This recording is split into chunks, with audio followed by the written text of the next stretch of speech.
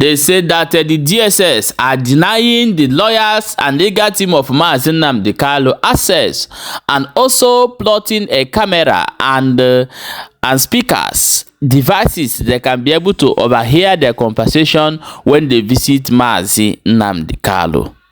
Nnamdi Kanu have been subjected to the stage that he don't have access to even have a secret conversation with his own legal team so that he can prepare his defense.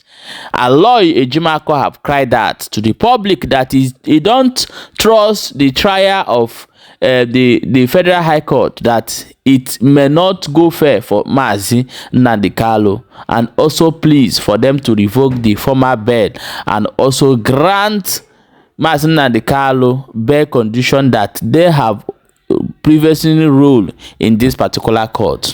Things are happening. My people, welcome back to Balabas GC. If today is the first time they come across this wonderful channel, you are highly welcome. We see they here, they bring you updates back to back as they hot. My people, you see, for this Nnamdi Kanu case, Nigeria think that is a usual business they used to do, and they can clap people down with guns and bullets. They can shot people or mad. Why you are not giving people the sense of belonging and you are still telling them they cannot do anything? The one thing Nigeria, the big mistake Nigeria are doing, I mean the federal government are doing, is because they think they can shut Igbo tribe up. But they're making a very big mistake, because those people who fought in the Biafra wars are the same people we are seeing now. So they are more advanced more than you. No matter that you have the power, you cannot win this war against the people. And you can't make people to choose where they don't want to belong by fire, by force. No, it can't happen. Since you people have refused to release Nnamdi Kanu, remember that the same thing Nnamdi Kanu is saying is the same thing that Ndigbo is saying. It's the same thing Showore is calling for revolution, and others that have been released in Nigeria. But why Nnamdi Kanu case is different? This is the question that we're asking the federal government. But it's clear to us, to our children, to our unborn children, that this contraction called Nigeria is not for us, and we know, but we are waiting patiently and watching closely of how everything is going. So this is not gonna be a business as usual. Releasing Nnamdi Kanu will be the best thing that you people would ever do. That release him immediately, because playing this dangerous card you guys are playing, it will be very hot. It's not gonna be easy. So guys, let me leave you to hear from the legal team of Nnamdi Kanu, Lawyer Ejimakor. Then before we come back and continue. Before the African Commission on Human and People's Rights, complaining about the Python dance and proscription of IPOB, and he won. The African Commission, which is a branch of the African Union, wrote a letter to the then president calling for implementation of certain things they asked him to do. One of them being that he should thenceforth cease and desist from further prosecutions or law enforcement actions against IPOB members, and in particular Nnamdi Kanu. That decision was ignored. The United Nations intervened in 2020 and 2021 with similar decisions. Those two were also ignored. After his rendition, the United Nations intervened again in July 2021 and issued a celebrated opinion that he should be released unconditionally. That too was ignored. Now, a federal high court sitting in Omaha in October 2022 issued a decision condemning his detention, declaring it illegal and non-constitutional, his current detention in Abuja. That too was ignored. Back in January 2022, a high court of the state of Abia had awarded him 1 billion naira as compensation for the damages he suffered or that issued from that infamous python dance. Payment of that compensation is outstanding. So also is the apology to him that the court had ordered. And then finally, last year in October, a high court in Enugu State declared that the executive or administrative actions taken by the Southeast governors and the federal government back in 2017 to proscribe IPOB and declare it a terrorist organization, those actions were unconstitutional under Section 42 of the Constitution. This is important because Nigerians, all Nigerians, are supposed to be treated equally. What had happened to IPOB in 2017 in terms of the proscription was a stark evidence of discrimination, which is unconstitutional under Section 42 of the Constitution. We have been saying that until last year in October, when a high court agreed that that is so. We had figured that in an enlightened society such as ours, which is subject to rule of law, the federal government would have taken steps pursuant to that judgment of October last year to file some sort of an application to withdraw the proscription of IPOB as it is and to cancel the terrorist toga that is placed on IPOB. Why? Because that very proscription in 2017, being ex parte, did not give opportunity to IPOB or any of its members to make representations as to why it should not be proscribed or as to why it should not be declared a terrorist organization. That offends Section 36 of the Constitution, which required that any law that derogates from the right of any Nigerian, his right to fair hearing, should have given him an opportunity to make representations. So these are the several violations. And unfortunately, these violations have led to incalculable damage to citizens of this country, to innocent people, mostly in the Southeast and South-South.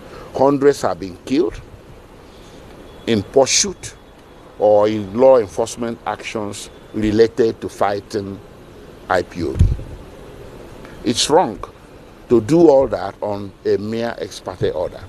Thousands are languishing in detention, and of course, you know, Nnamdi Kanu himself is also languishing in detention following his rendition. So, too many bad things have happened, and we're hoping that we'll come full circle to a point where people will sit back, government officials, the federal government, led by President Ahmed Tinubu, to look again at this case and to see whether this case has any merit at all, or whether the case was, as it were, politically motivated to the point that the present administration should not have any business inheriting it. When someone says, I do not want to belong to a country anymore, you don't lock him, you don't pursue him with bullets and manacles and all kinds of things to put him in jail or to prosecute him. You try to talk to him. That, I think, is the more sensible thing to do than this law enforcement that is not going to be the solution to it. Thank you. My colleague now will say a few things, and then we are going to conclude the press conference. Our fear is the way and manner we are being denied access to him. As lawyers, we are entitled to meeting with our client, Nnamdi Kanu, liaising with him, discussing and hearing from him what defenses he has against those charges. But each time we make effort towards seeing him, we are restrained by the DSS. I'm a victim. The allegations against Nnamdi Kanu are personal allegations against him. He's the only person that can tell his lawyers what he did and what he did not do, and what line of defenses he could rely on. And that is why Section 36 of Section 6, Paragraph G, Paragraph C, says that as an accused person, he's entitled to a lawyer of his choice. Now, in an attempt to utilize that opportunity, we go to him to hear from him, get his line of defenses, because we are not there when these allegations were made. We are not there when he's said to have committed these offenses. He's the only one that can tell us what defenses he has. But we are restrained. We are not allowed to liaise with him. If we go with documents, for him to tell us his reactions to those documents are seized from us, they are scanned, they are photocopied. In the long run, we may not even get those documents back. Now, if we say, okay, please, Mazi Nnamdi Kanu, charge number so and so says this is what you did, what is your reaction to it? We are not even allowed to take those documents to him. Those documents are seized from us. To take notes. And if we want to take note, they say this is the limited number of pages you can write from what he's telling you. These things affect the facilities the Constitution says he's entitled to. That is the provision of section 36, subsection 6, paragraph G of the Constitution. That is our fear.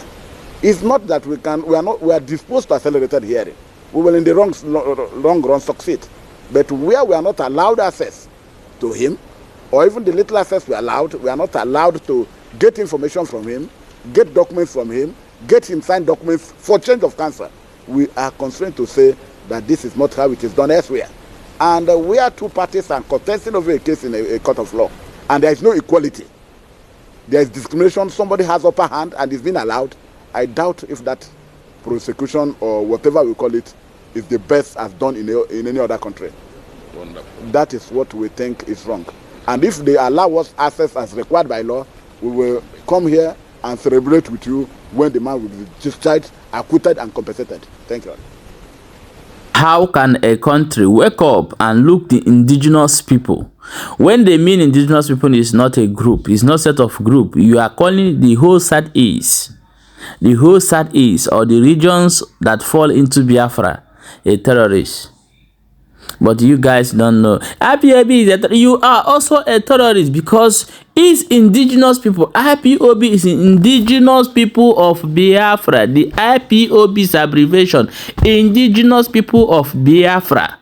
That same Biafra you are hearing before is the same IPOB. And they are calling IPOB a terrorist. You see a reasonable somebody from Igbo land will come and yes, even the governors that join hand to declare this movement as a terrorist, they are also a terrorist. So they don't know. And the government approved this. You see, the worst part of it is that the world didn't even recognize it. The Boko Haram are there. They are terrorists. The what are they calling it? Fulani herdsmen that have been taking people, kidnapping people in Nigeria is here that refuse to declare them as a terrorist. We feel the injustice. The people suspected that have been arrested, 100 and something, has been released. They issued to release them immediately. If you go to various prisons in Nigeria, you see the youth from East are languishing in their prisons. What is your offense? They have a flag in their hand and say, we need our own country. We need Biafra. This is their offense. And a reasonable Igbo man will wake up from his bed and can't think very well, can't reason. What is the problem there? If you have your own country, if you have your own country, build it to your choice. What is the problem there? This is what I'm asking.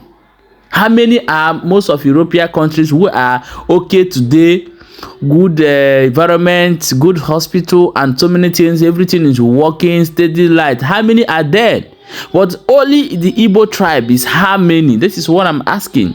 Some countries are 8 million, some countries are 7 million, some countries are even 4 to 5 million. But we are having up to people that more than 50 million. I'm talking the only Igbo tribe, not of other people that make up Biafrans. And you people you are afraid of being your own. Why everything that being using in Nigeria and denying you everything is still coming from your own land? I don't know when our people will wake up, but however, we people will wake up very early so that you will not be late. You will sleep in your home and wake up in Islamic state of Nigeria. Maybe that time you start talking. Maybe you have your head on the ground watching you. My people, share this video for more updates as it dey hot, and drop your own opinion for inside comment section.